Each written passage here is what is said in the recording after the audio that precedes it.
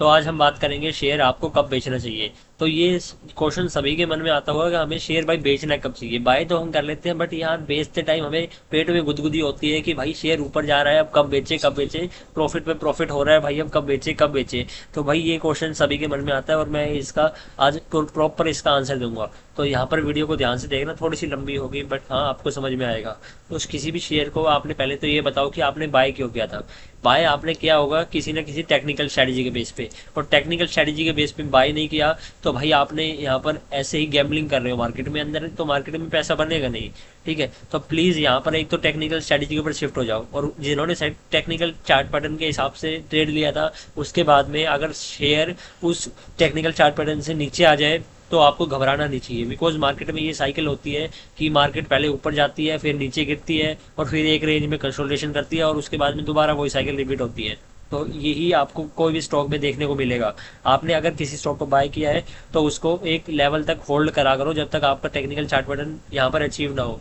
और किसी भी स्टॉक के अंदर में 3% से ज़्यादा इन्वेस्ट ही मत करा करो।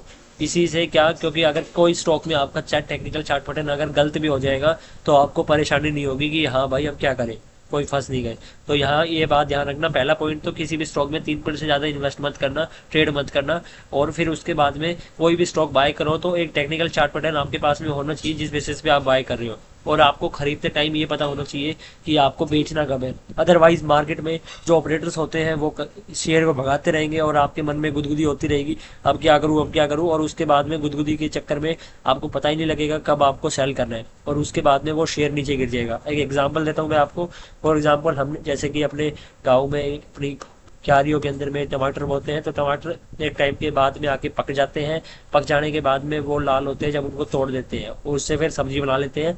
और अगर हम वो टमाटर को पकने के बाद तोड़ेंगे नहीं तो क्या होगा, वो सड़ जाएंगे और उनका कुछ भी यूज नहीं होगा। ऐसे ही अगर हम यहाँ पर अगर टमाटर को स्टार्टिंग में जब वो लगने लगते हैं उनको जब भी तोड़ लेंगे तो हमारा कुछ भी मुनाफा नहीं होगा और वो स्वाद भी नहीं आएगा। ऐसे ही हमें स्टॉक स्टॉक में जब थोड़ा सा प्रॉफिट दिखे तो हमें किसी भी स्टॉक को बेचना नहीं चाहिए जब तक टेक्निकल चार्ट पैटर्न पे जाए नहीं, क्योंकि हमारा जो स्टॉक है वो पकेगा तो हमें अच्छा उसका टेस्ट आएगा। तो ऐसे ही हमें किसी भी स्टॉक को होल्ड करना चाहिए।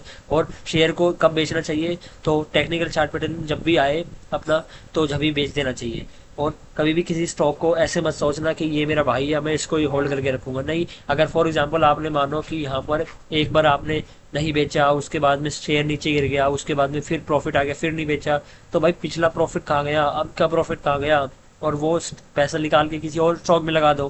पहले तो एक बात समझ लेना कि एक स्ट्रेटजी के ऊपर में आपको यहाँ पर रिलाई करना पड़ेगा। या तो आप ट्रेडर बनो या इन्वेस्टर बनो या और कुछ बनना चाहते हो तो वो बनो, क्योंकि एक ही अप्रोच को आप फॉलो कर सकते हो। एक एक चीज में आप अपने आप को मास्टर कर लो, उसके बाद में आपको किसी भी चीज में एम्बिग्युइटी नहीं होगी। तो आई होप आपको ये आंसर मिल गया होगा। आपको शेयर कब बेचना चाहिए, शेयर हमेशा जब बेचना चाहिए जब टेक्निकल चार्ट पैटर्न अचीव हो।